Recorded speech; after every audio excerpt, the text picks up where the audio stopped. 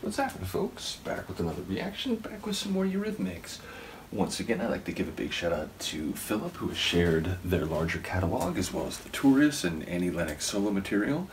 And indeed, I went through the Savage album, because I have it on CD, and it was shortly after a great friend of the channel, Izzy World, had sent me Beethoven I Love to Listen to that I fully embarked on the Eurythmics journey.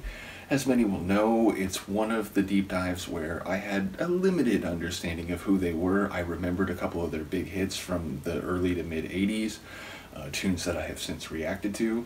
But I remember Izzy saying, and other people talking about when I got around to actually reacting to it, that Savage was seen as a sort of breakthrough in the sense that their synth pop sound was taken to another level because they had some new hardware, and ultimately, that was partly on display in Beethoven I Love to Listen to. So anyway, I downloaded their next album, We Two Are One, Two as in T-O-O.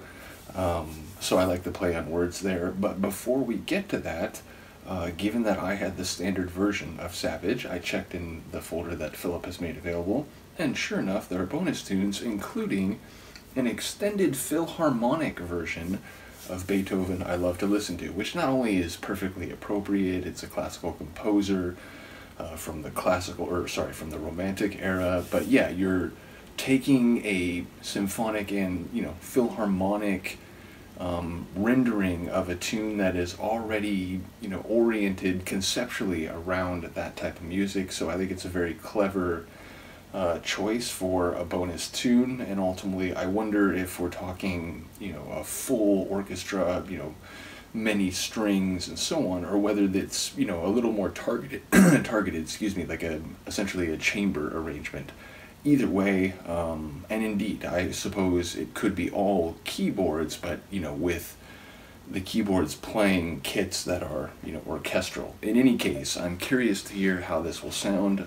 I did re-listen to the original just before hearing this, just so I could have it fresh in my head. So with no further ado, this is the Eurythmics, and I do appreciate the patience with them, though because I did a couple Annie Lennox holiday reactions, I felt like it wasn't quite the worst thing ever that they waited a little bit longer than some other deep dives to restart. In any case, here it is, the Eurythmics, the extended Philharmonic, is it version? Yeah, version of Beethoven I Love to Listen to.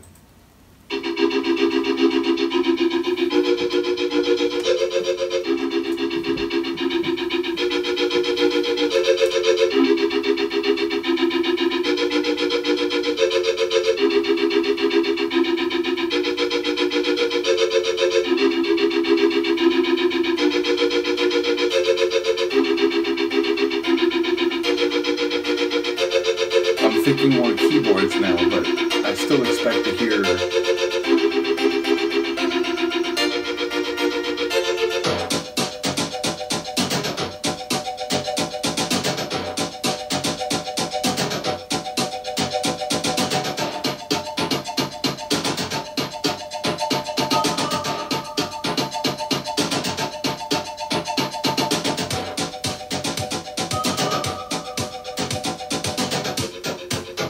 sounds like a Depeche Mode tune right here.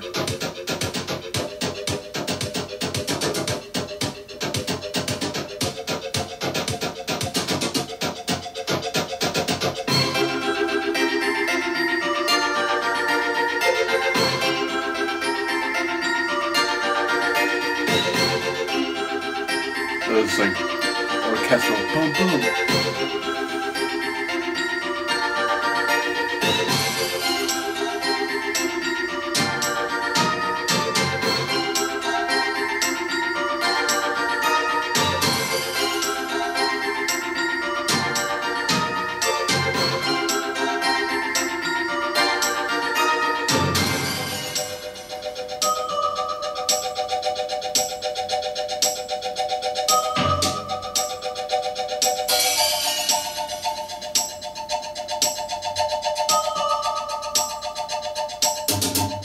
It's a bit movie score-ish.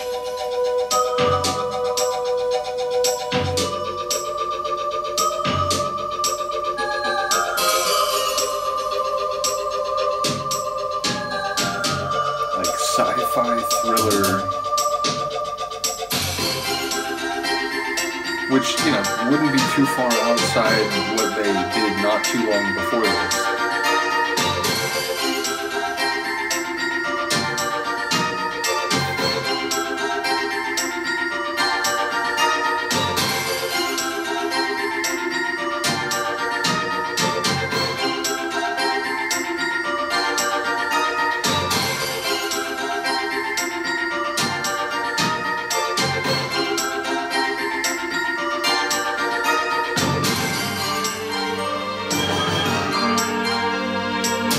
This is a bit more what I thought it would sound like.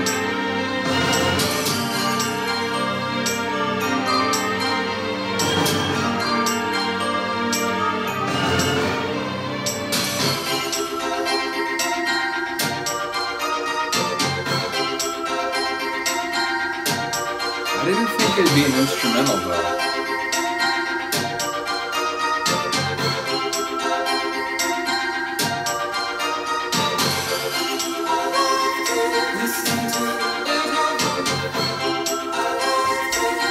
You know how many times that's happened? You know how many times that's happened.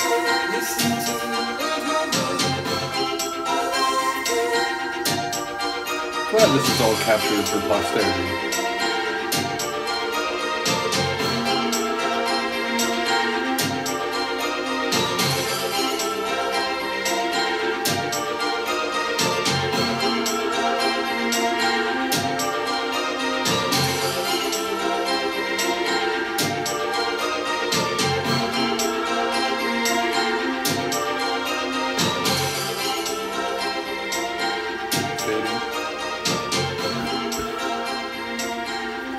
That's really cool, even if it's a bit different than I thought it would be, and obviously the vocals were much reduced compared to the original.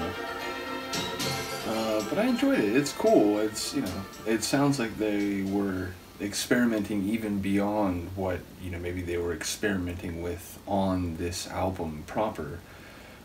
But I'll admit, yeah, the first maybe 2/3 of that didn't quite sound as I expected it to. And obviously, I think that, you know, is it there going to be actual orchestral arrangement, or is this more like keyboard? The answer to that came pretty quickly. It seemed like it was very much still based in keyboards, but we did hear, like, you know, string kits by the end, like the synthesis of their synth sound with you know, true instrument or orchestral sounds, but in that context. So yeah, a cool version. There's a few more tunes. I noticed one is specifically called like a dance mix, so, you know, there's a couple where I have a sense of what they might sound like, though I suppose this track proves that, you know, even when I have a sense of where it may be headed, that's at most only part of the story. So once again, shout out to Philip for making a whole bunch of music available, including, you know, albums that I have, but as it turns out, there's always bonus goodies in the folders. So big shout out to you, Philip, as well as to all the people who've been waiting for the resumption, I don't know if that's actually a word, the resuming of the Eurythmics deep dive, which again, I felt like it wasn't as egregious because I had done some Annie Lennox stuff, which I gotta admit, I'm looking forward to, like, next holiday period, which, you know, we're what, like 11 months away from that, you know, being relevant. But I'm looking forward to hearing more of some of the, like, holiday stuff, because, you know, that stuff was obviously from a little bit later than the Eurythmics stuff I've been going through.